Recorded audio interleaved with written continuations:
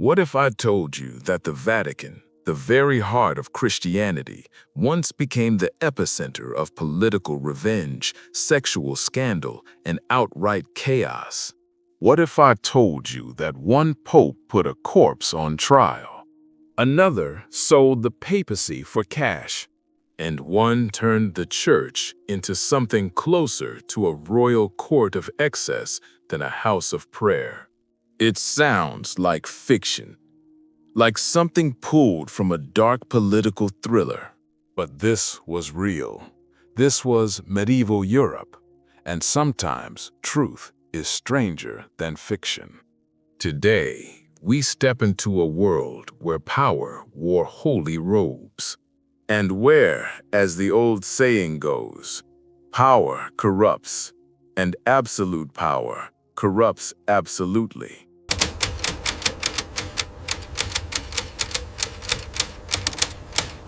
Rome, late 9th century. The city was unstable. Noble families fought in the shadows. Alliances shifted like sand. The papal states were no longer a spiritual sanctuary. They were a battlefield in silk robes. And then came Stephen VI. He became pope in 896, ruling from Rome in what is now modern Italy.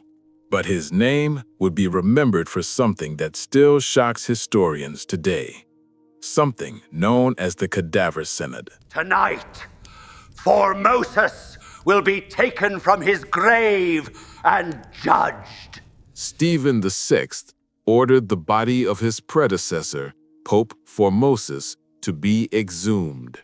Imagine it, a decomposing corpse pulled from sacred ground, the smell of rot thick in the Roman air. The body was dressed again in papal robes, placed upright on a throne inside a candle-lit basilica.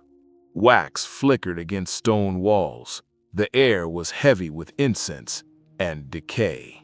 And there, before clergy and nobles, a dead man was put on trial. Yes, a corpse. The charges were read aloud. Perjury, illegally assuming the papacy, abuse of sacred authority. A deacon was assigned to speak on behalf of the dead pope. Questions were asked. The corpse did not answer. Silence filled the basilica. This was not justice. This was revenge dressed as ritual. Most historians agree it was political vengeance. Formosus had supported rival noble factions in Rome. Stephen VI was settling old scores. The verdict was inevitable: guilty. All of Formosus's papal acts were declared invalid. Then came the punishment. The 3 fingers used for blessing were cut off. The papal robes were stripped from the body, and the corpse was thrown into the Tiber River.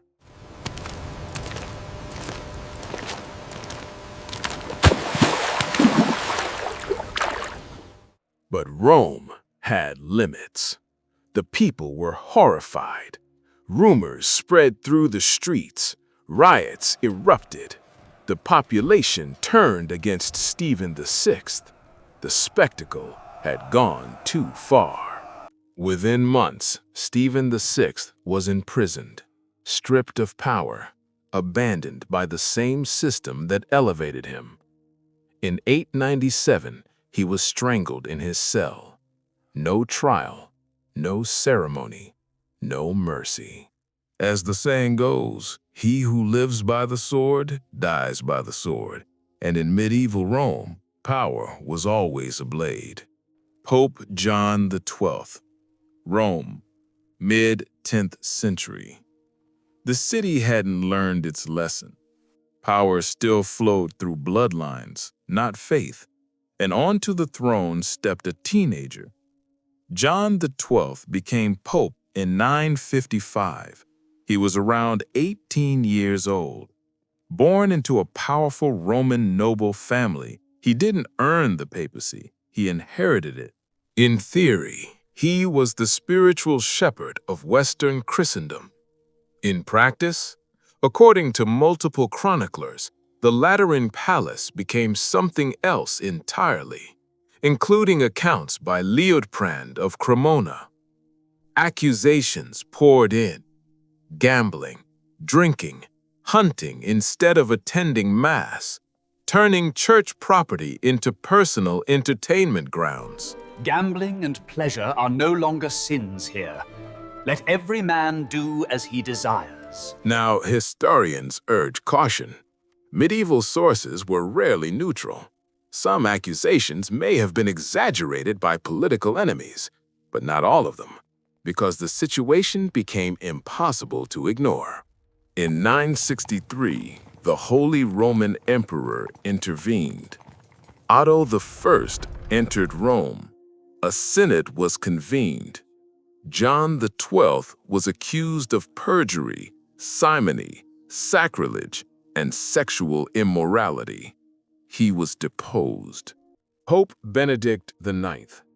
If medieval scandal had a crown, Benedict IX would wear it. He became pope in 1032, possibly not even 20 years old. He didn't rise through faith or merit. He was placed there by his powerful family. And this is where the story stops sounding real. Because Benedict IX did not rule once. He ruled 3 separate times, in the same lifetime, in the same city. Contemporary chroniclers were brutal in their descriptions: violent, immoral, erratic. One even called him a demon from hell in the disguise of a priest. Rome was in chaos. Street violence, noble factions clashing. Uprisings forced Benedict IX out of the city. And then came the moment that still shocks historians. In 1045, Benedict IX sold the papacy. Yes, sold it. If you give me the sum I demand, the throne of Peter will be yours. The buyer was his godfather, Gregory VI. The official reason? Benedict wanted to marry. The real reason? Power and negotiation. Money changed hands, and so did the papacy. But the chaos didn't end there. Benedict IX came back, and suddenly there were 3 rival popes: Benedict IX, Gregory VI, and Sylvester III. 1 church, 3 claimants. Total confusion. The crisis grew so severe that an emperor intervened. Henry III convened the Council of Sutri in 1046. The rival popes were deposed. The church was forced to confront itself. Ironically, Benedict IX helped ignite reform, but the damage was already done. Credibility shattered, faith shaken. As the proverb goes, when the shepherd strays, the flock scatters.